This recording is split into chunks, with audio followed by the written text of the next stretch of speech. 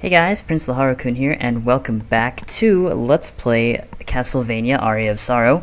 In the last episode, we made our way through the extremely horrific but very challenging, clock tower, which we're in right now, and I just got hit by that. Are you serious? We also took on Death, and we also made our way through the floating gardens, which I also forgot to mention, and it was quite the challenge, I will admit. And holy crap, the sword swings fast. Okay. But in this episode, I actually walked right past the room we need to be in. We're gonna collect some goodies, and I actually have a goal in mind for us for this particular episode. So we're gonna have to do this somewhat quickly, so I'm gonna be blazing through some areas relatively quickly. And I got the Needle Soul. Neat. We're gonna first want... Hello, cell phone. Thank you for going off in the middle of a recording. If you want to go this way to get the Devil Soul... Wow, I didn't know Devils dropped high mind-ups. And... yeah, you can farm for the Devil Soul here if you really want to, which you might want to because the Devil Soul will come in handy for a later thing.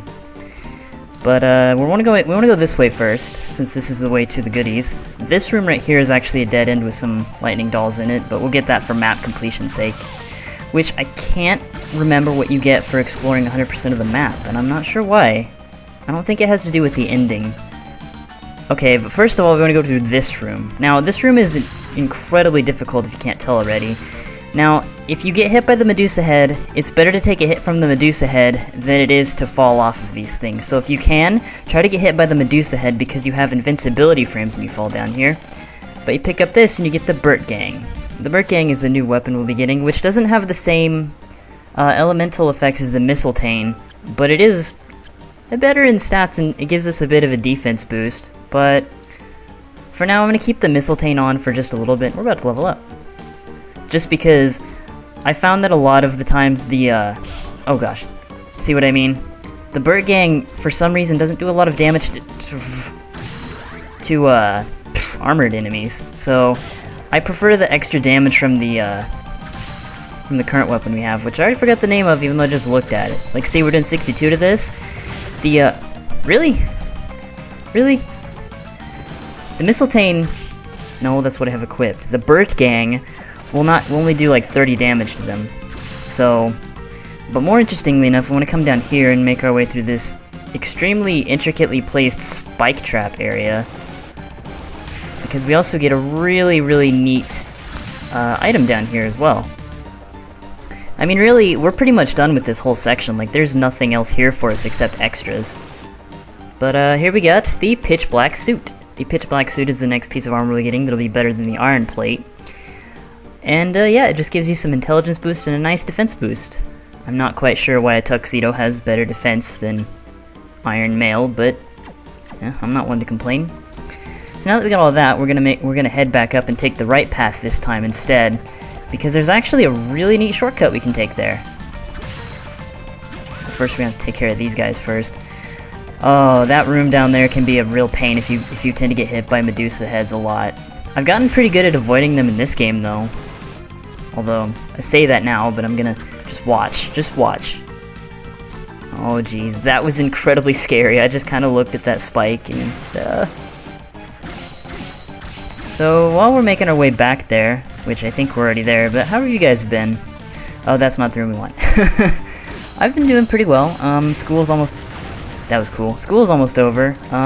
My finals are on this upcoming Wednesday, which would be, I think, that's like the 15th, 16th, somewhere around that.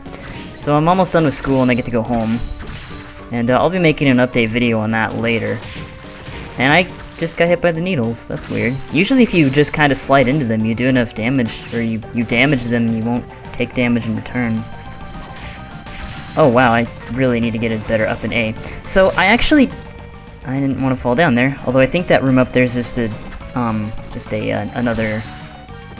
Yeah, that's what I thought. It's just another dead end. So I actually took the time, a few weeks ago actually, to go ahead and get every single soul in this game on a separate file, and the file that I used to practice prior to this. It took quite a while, and you'll be seeing the labors of that. And there's a really cool thing you get for it, and I'm pretty excited to show you guys that because I haven't gotten it either. But you head into this room we get a shortcut, a yellow shortcut to be more specific, so we can now take a shortcut anytime we need to get back here. But we don't want to go that way, and instead we want to go this way, mostly for map completion's sake, and to find some more needles, a second needle soul, and a room which takes us back to this area. Now this kind of makes another roundabout way of connecting the castle, and it's really cool. But we don't want to go this way instead, and we do want to take that shortcut because the next area we're going to has two different entrances, and we want to take the entrance that's further away because there's a very good reason for that, and you'll see why here shortly. Now you can, if you're just playing this game normally, it's okay to take either route because you'll eventually end up in the same area. But for the sake of this, I do want to go here, which if you didn't notice is all the way back at the beginning of the game. Which we unlocked this a while ago, a long time ago if I recall. So now we're back at the very first room of the game with all the zombies. And now we're back here with Hammer Shot. But before we do all this, since we have double jump and haven't been here since, we can actually come up here and get ourselves the Lucky Charm, which is another accessory that we can equip besides this lame scarf that we've had most of the game. It actually increases your luck by 3, and luck is a really important stat to increase simply for soul gaining. But honestly, I mean, you're gonna have a hard time getting souls as it is, and every little bit of luck is gonna help. So now we got Hammer here, so we're gonna go and talk to Hammer. Hey, welcome back. But by the way, do you know Aricato? Yeah, sort of. Is that weird fella a friend of yours too? You're more popular than I thought. Don't much like people like that, so what can I sell you? Well, okay. Thanks, I guess. I didn't know we were that popular, but alright. So, Hammer now has some new gear in stock that you can buy from him. Like, you can now buy the Warhammer, as well as the S-Stock, the Trident, and the Lance, the Claymore, which is your first two-handed sword you can buy. Well, I call it a two-handed sword, but it's really an over-swinging sword. Like, the ones we've had are stabby, this one's swingy. If that... I love my terminology. We can also get a spear, or rather a partisan, a sword called Graham, the Ascalon, which is an even bigger sword than the Claymore, and has a crap ton of attack, and even increases your strength, but is very slow. We've also got some new new armor we can pick up here, such as the Armor of Water, Silver Plate, Gold Plate. We can also buy the Crimson Cloak, but more importantly, we now have access to the Soul Eater Ring. The Soul Eater Ring increases your luck by 5, and increases the appearance rate of spirits. I can't remember the exact percentage rate of it, because while the luck increase does associate itself with soul gaining, the Soul Eater Ring specifically also increases the appearance rate as well. However, it's kind of 300,000 gold. So you probably won't be buying this on your first playthrough.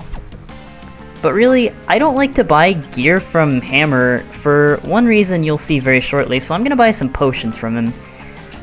And... can we buy high potion? Yeah, we can buy high potions. I'm gonna buy 1 high potion just for safety. I'll buy 2. Yeah, money isn't an extreme importance in this game, but... pretty soon, yeah, you guys will see. So let's go ahead and let's talk to Mina. Welcome back, Soma. Hey. What? That man over there. Who? You mean Hammer? His name's Hammer, huh? Don't you think he's a little scary? No, I think he's a decent guy. Okay, Soma. But look at all those weapons he has over there. He told me he was opening up his own shop. Here? He's opening a shop in this castle? He's weird. Yeah, it's pretty strange. But if you say he's a good guy, I'll believe you. Mina's just the epitome of just pure innocence in this game. But I suppose that's just the way some of a lot of Japanese stories are. So you can talk to her, and I think she'll give you some more cutscene, or some more extra dialogue as well, and hopefully I'll be able to show more of those off. But I don't want to do too much, because I don't want this to devolve too much into storytelling. So now that we've gotten this back here, we're going to be going to an area that, if you paid attention to the map, you might have noticed I skipped way back early on in the beginning of this LP, which I'm sure none of you remember. But in case you don't, there was a door down here, right next to the infinite spawning merman that we didn't go down, which, in retrospect, I probably should have gone down here, but welcome to the Underground Reservoir. You can come down here at any time, during the game, but you won't get very far, and I love being strong enough to kick. But you can also get a pendant down here if you really want for a starting accessory, which will increase your luck by 1. We've already got the lucky charm, which is better though, so we don't need that.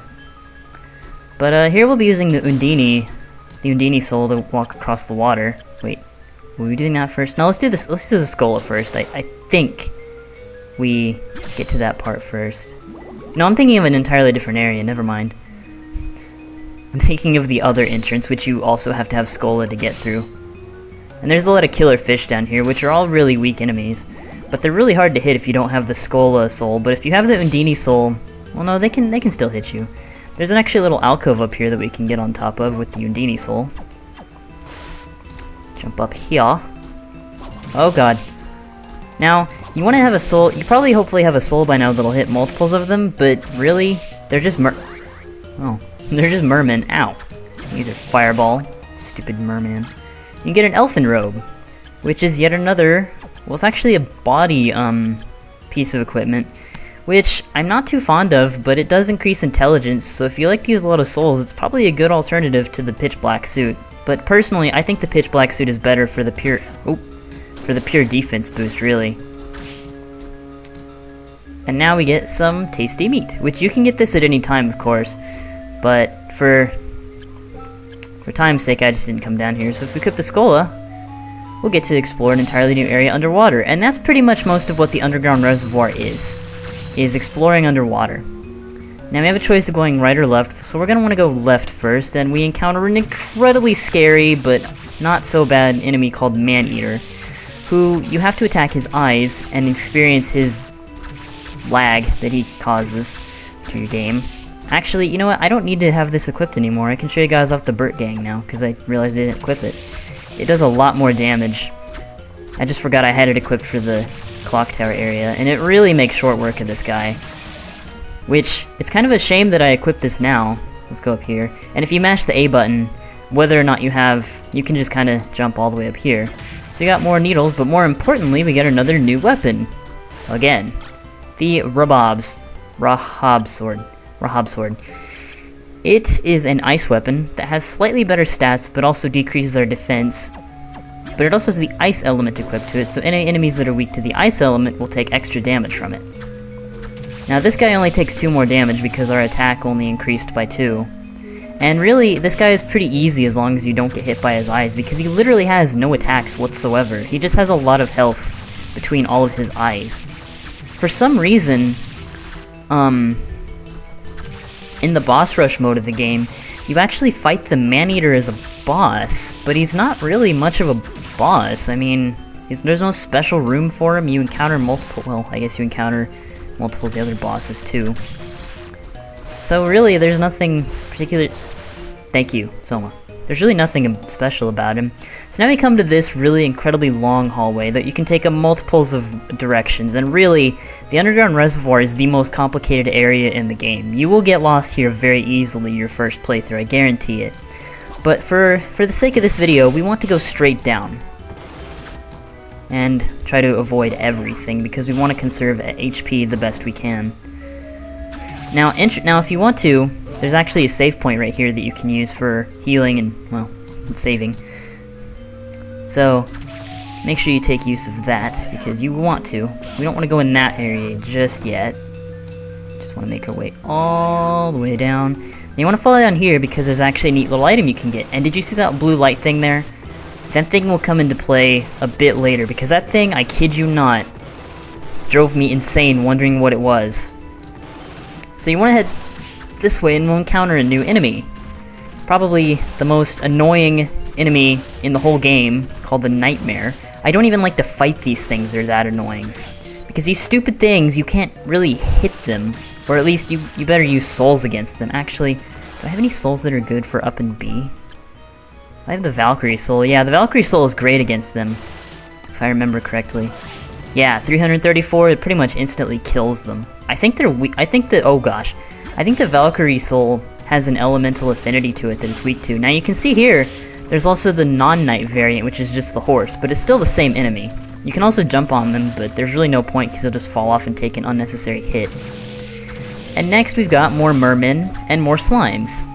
Slimes are incredibly irritating and probably one of the most irritating enemy in the game because they take little damage from physical attacks, kind of like in Dark Souls, and they'll poison you. Poison is a really annoying status ailment. So now, you can go up here and explore if you want, but we're gonna go down here first, and you're gonna want to kill this thing quick. Oh, thank God. Mandragoras do a ton of damage. Those things hurt. Like, if you let the skeleton pull out the Mandragora will do damage to you. And he'll do about 80 to 90 damage to you. At least about at my level and my current stats. So, no, you don't want to fight one. More importantly, there's an Archdemon down here. Archdemons are also annoying, in that we don't really have anything that's effective against them right now. So you want to try to drag them down here and not get hit by their giant sun. And there's also going to be freaking mermen coming at you, causing you to stagger, as well as Medusa heads too. This room is just all sorts of great assorted things put into one room. This is why I went back and bought health items, because these stupid Archdemons just don't want to stay down here where I can hit them, and love to do that kind of attack, and I just barely dodged that. Holy crap. Okay, good, so they're gone now. Medusa head dodging. These things are everywhere, and they're so... Ugh. Get away. Move. No. Playing too conservatively now. Oh, good, I made it. Okay, so now we're gonna wait for this platform, because we need to go up here. Alright, come on. No. Come back down. There's a platform that right there, yeah. Then you want to get up here. Yep, and then we're gonna make our way over to this room. Now, there's probably a faster way to get to this area, but this is just the way I've always taken, and... Hello, Dryads. If you get hit by the little red thing that the Dryads shoot out, you will take a constant stream of damage, so you want to avoid that. And as far as, like that. A constant stream of 15s. Just lovely. Now I have to heal. Fantastic. Yeah, these things also hurt. Like, this area is when the enemies really start to pick up in difficulty. Like, they get a sudden increased amount of health. I think I might have said this last episode. And they also just have a lot of brutal attacks. Okay, this room. For the longest time, as a kid, I never could figure this out. But you want to equip the Undine soul, and you want to equip one of 3 different souls here. You want to equip either the Devil soul, the Manticore soul, or this thing. I think that's the Durga soul. I'm pretty confident. The reason you want these souls is because if you head over here, and you can see the picture right here will tell you what you need. See this piece of armor right here? We can't get past this waterfall. And there doesn't seem to be any way past it, even when we go above it. So what you want to do is you want to move all the way over here, and you want to hold down the R button with the Devil Soul. And you'll make it right through. And then you'll pick up the Eversing. Holy crap, this armor is incredibly good. Like, this is, well, it's not incredibly good, but it is one of the best armors in terms of raw defense. So we're going to go ahead and replace our armor with that. And we're going to head this way to a little secret area, also known as the Forbidden Area. Now, if any of you have ever played this game to completion before, you know exactly what I'm doing here, and you know right why I'm here. But for the rest of you, well, you'll find out in just a few. So there's a ton of enemies here that are technically a lot stronger than what we should be fighting at this point, such as these mudmen that you'll probably get hit by the first time you come here, because they blend in a little bit too well. And were-jaguars. Were-jaguars are annoying, in that they have a sliding kick that they'll do to you that'll do a ton of damage. But if you hit them while they're in the slide kick, they'll jump backwards and they'll miss you, so you just gotta be extremely aggressive against them. So now, we got a room up here, but we don't want to go up here just yet. We're gonna want to head this way. And fight the Allura Une, which is the female version of the Une enemies that we've been fighting.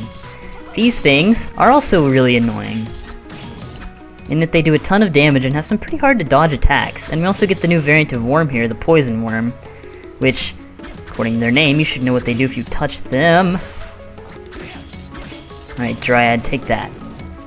I'm wondering if these things are affected by ice. Oh, I got hit by that? Are you serious? Oh look, I'm only taking 1 damage. That's the power of the Eversing, baby. So now we're gonna want to head back down here. Or, head back down here. We never came from here. gonna take care of you because you're gonna get in the way. And we come across a pirate ship in Dracula's castle. Well, I give it props for being unique at least. So here we're gonna re-equip our Solace. We got some more killer fish down here. Really nothing to worry about down here. You're gonna want to head to the left here first. And we got some more fish heads, which we'll take care of really promptly with that. So now we've come to a dead end. Or not. Not really. We've got a secret passage. And now, ladies and gentlemen, I present to you the Claim Solace. Claim Solace. Point is, let's look at the stats of our current weapons first. The Bird Gang, about 97. The Fronting, about 77. The Mistletoe, 83. Our current sword gives us 99. The Combat Knife is 71. The Whip Sword, 63. The Master Sword, 63. We're currently at 99. The Claim Solace increases our attack by an entire 54, gives us +3 defense, increases our strength by a ridiculous amount. Our constitution goes up by 6, our intelligence goes up by 7. This thing increases every single one of your stats by 7, or by a lot. Not to mention, look at the swinging animation. It's got a huge, wide arc, it's ginormous, it's really fast, and to make things even crazier, this sword is a holy elemental. Now, I'm pretty sure you've noticed, most of the enemies in this area, look at that. I just did 240 damage to that thing. To those bone pillars. Let's compare that first of all with what we just had. Let's just compare real quick with the Rahab sword. See, 49, 66 with that? That is an incredibly large difference. That is just how incredibly insane this weapon is. And I kid you not, hey, killer fish soul. I use this weapon throughout pretty much the rest of the game. Like, there is just, I have not found anything that's better than it. There are weapons that eventually beat it in stats, but just the fact that it has the holy elemental to it just makes it so much better. Like, the game becomes pretty easy with this thing, not gonna lie. I mean, you really don't have to do much. Like, look at this. I just killed that flame demon in 3 hits, doing somewhere within the realm of 748 damage. I don't even know how much health those things have. Interestingly, in this area, by the way, we're taking the right path this time, you can actually find a bunch of chests here that give you a lot of money. But you want to be careful with the second one because you'll probably run right into a mudman. And really, this is a good place to get money. Like, we're back up to 2059 money already. Or dollars, I suppose. I don't know why I'm killing these mudmen, we don't need to. So, pretty much, yeah, this sword is the best. Now in this next room, this is a really good grinding spot. You got a gargoyle here that you want to take care of first of all, so you want to come in here and kill that guy first, but more importantly is this chest. If you attack this chest, there are a ton of rippers that come out. If you actually look at your experience gain, you gain about 900 experience by killing that gargoyle and all of those rippers, and it really only takes about 5 seconds, so this is a good place to grind if you're a bit low in levels. Let's take out this gargoyle. And in here, we have a money bag. Not really, because it's a mimic. But we also have another weapon. The Joyeuse. I think that's how you pronounce it. The Joyeuse is actually better than all the other weapons we had. But interestingly, it's a beautiful sword made out of gold. And here's what it looks like. However, in comparison to what we were using, it's got an incredibly short range. And it's just not... I wouldn't even use it regularly, even with the increased stat gains. But the Joyeuse has a bigger use than being a weapon. And we'll see that later. Especially if we get something else. Like, see, you just stand right there. And more likely than not, hey, we got the Crimson Cloak from them. Nice. That's actually what I was hoping for. Nice increase to defense and intelligence. I'll take it. So you can grind against those guys for a while, if you really need to. But we're coming up to about the 25-minute mark, roughly. So I think what I'm going to do... Actually... No, I need to get to I'm going to do one more thing in this video first. So I apologize if some of you out there don't like longer videos, but I really wanted to get this out of the way, because it'll make certain things for me quite a bit easier for the rest of this project. Let's see if we can't just rush through with the Demon Soul. That is such a nice soul. Although it drains your MP like it's nobody's business. And really, I don't like the transformation souls that much, just because, well, for one, they take away pretty much all of your MP, and two, they're kind of hard to hit with, really. And if you do end up hitting a wall, in the downtime that it takes you to get back from it, you just kind of get hit by things, and that's never fun. That is never fun. And make our way back up here, and we're gonna take the one path we didn't before, and then we'll pretty much have explored the entire forbidden area. Take out the Dryads, which are now cake. Grows stronger by stealing HP from its enemies, which is, it's not too bad, but I don't really like the Dryad soul that much. Yeah, we just one-shotted that poison worm. Oh, I always get hit by that, always, because I get really greedy with my hits. Oh. There we go. That was pretty easy. Well, when you have the claim Solace, everything. I don't really know how you pronounce that. That's just how I've said it. Sue me. It's probably Solace. But you come up here, and we hit this little button here. You create a path to an area. Hey, what do you know? We're back in the dance hall. Yeah, we're here before, if I remember correctly. But interestingly, we got a book here, which is Ancient Book 1. I don't remember if we have this yet. No. The first spirit is a demon from Hellfires. Interesting. I wonder what that means. But anyway, I think this episode's gone on long enough. I apologize for the longer episodes. I know some people don't like it, but I really wanted to apologize for the lack of updates from this game, and I really think a long video is kind of overdue, but they won't be this long from now on, I guarantee you that. I just really wanted to get this weapon, I got too excited. Anyways, I hope you guys enjoyed this episode of Aria of Sorrow, and next time we'll explore more of the Underground Reservoir, and that's actually probably all we're going to do next episode, because that area is huge. So anyways, this has been PrinceLaharlkun, and I will see you guys in the next episode. Later.